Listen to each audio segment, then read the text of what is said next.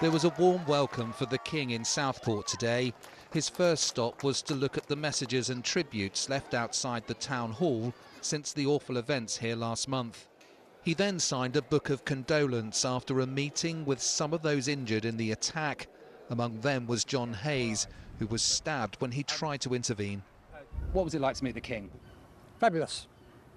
It was lovely to meet him. I found him quite engaging, quite easy to talk to. I think most people said the same. It was lovely.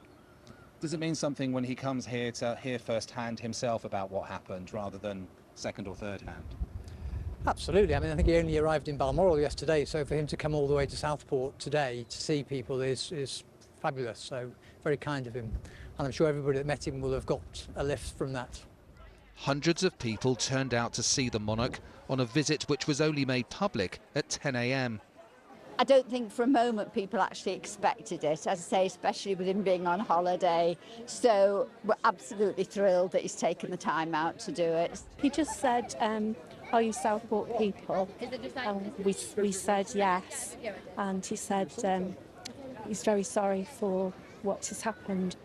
The King then went on to meet emergency service workers who responded to the attack and the unrest afterwards. The flowers and tributes outside Southport Town Hall here are so well organised. Every night, volunteers collect in all the soft toys to protect them from the weather and then put them out again during the daytime. There is a real pride in what they are doing here after the awful, devastating events.